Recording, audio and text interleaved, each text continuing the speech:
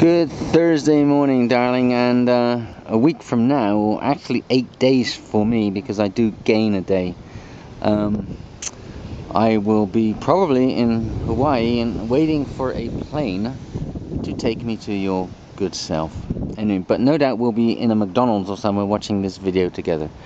Okay, look at this. Welcome to Samoa natural phenomenon. The Taga, it looks like, well, it is T-A-G-A, which to you and me is Taga, but a lot of the times when there's a G, they actually put an N in front of it and it becomes Tanga. So in this case, this is the Tanga blowholes, and named for a good reason. There is some mist around from the sea, and I don't kind of want this camera getting too wet, so I might have to be a little careful here and there, but there you go. See, that sort of thing. Now that sign does advise that going beyond the black rocks is potentially dangerous, and you can kind of see why. I mean, you definitely wouldn't want to get one of those blowholes under you, else it'll probably throw you up in the air, I suppose. People do get coconuts, and so if I do see a coconut lying around, I'll pick one up and look at that, wow. And they'll throw coconuts, and the coconut will then go spurting up into the air. So if I get a chance to do that, I shall do that. These look like beach phalaes over there. Interesting, didn't know about those actually. They look unofficial though, because phalaes, you know, a lot of the time you can kind of sleep in them. Those look to be the sleepable type, but there's no sign, so I don't know, maybe they're day use only. Anyway, so as I scoot around, whoa, bit of mist. Oh, hang on, can't aim the camera that way. Okay, I'm going to do this a bit quick because I really don't want this camera. I mean, yeah, it is salt water, I suppose, so I don't want this camera getting messed up. I'm just going to do this quick. Whoa, look at that one. Shoo, baby.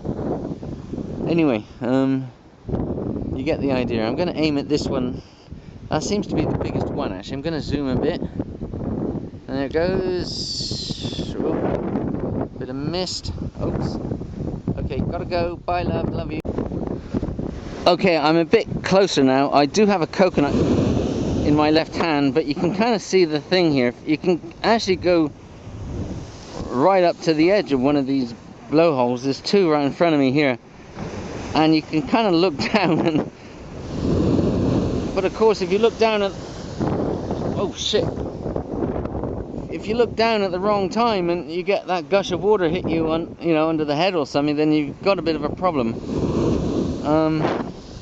And the thing is, I think if you look to the left, you can see the waves. So if you see a wave coming in, you can kind of get an idea of, you know, you add a few seconds and kind of get an idea of when, you know, there's going to be a spurt from the blowhole, especially if you see a big wave, of course. And I could go over closer to it, and I've got a coconut in my left hand, but of course I am right-handed, so I don't throw as strong with my left hand, so I've got to be a little careful here. I'm gonna have to cease this video, I think, unless I put the camera in my left hand and throw with my right. I'm gonna experiment with that, and let me think about this. This is kind of a bit serious, and I don't want the camera to get wet as well. That's another issue. Okay, let's see what happens. Well, take my word for it, I just threw the coconut in, so in theory the coconut is floating on the water, the surface of the water, you know, of course, that we can't see, and the coconut hasn't gone up. So presumably the coconut is down there somewhere, floating, and of course it might be trapped under a piece of rock or something, but I'm hoping that you know, with one of these spurts, the coconut will go flying. It's that blowhole there to the right, not the one to the left. So I did throw the coconut there about 15, 20, I don't know, 25 seconds ago, and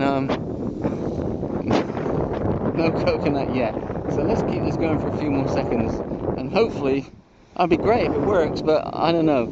The coconut could well be lodged under some rock or something down there. Okay. Oh, no coconut. Alright, well, shall I try again. It actually took me a while to find a coconut. There's plenty in the trees, but yeah, no coconut. Maybe it's lodged down there, and I certainly don't want to go down there to unlodge it, that's for sure. Dislodge it. Okay, bye. Oh, not there either. Bye. Of course, if there were two people here, one could actually throw the coconut and the other one could be videoing, and then one could throw the coconut just when the spurt is beginning and get the coconut to fly up in the air that way. But I'm just here.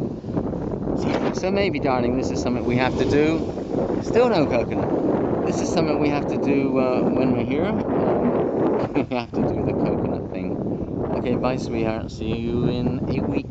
Bye. Love you lots. Bye.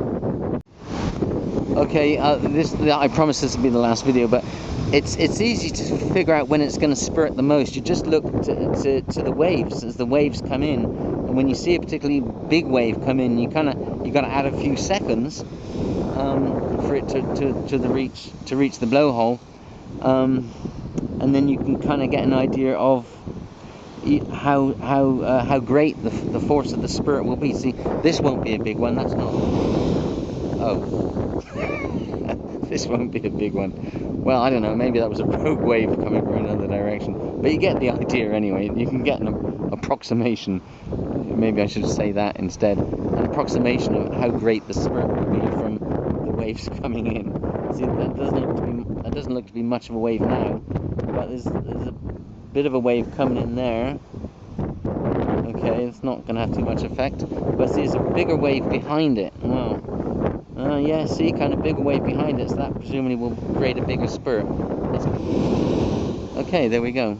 And there are some behind. You can see how close the water's getting down there, and sometimes when there's a big wave, whoa, still no coconut, by the way. Sometimes when there's a big wave from that direction there, where I'm pointing, the water will come up to just in front of me.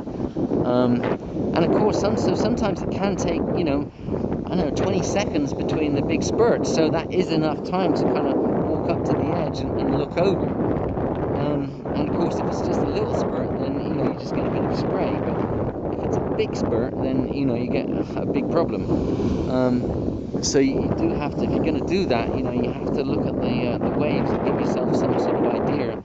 Although I don't think that's 100% guaranteed, so it is a bit of a gamble going over there. And of course, you could slip, I suppose, in theory, and if you did slip and fall into that blowhole, then well, that could be nasty. I mean, the spurt could actually help you get out, but then the spurt will send you up into the air, and when you land again, that's going to hurt. As you can see, it's lava rocks here. So yeah, it's kind of fun, isn't it? Okay, bye everyone.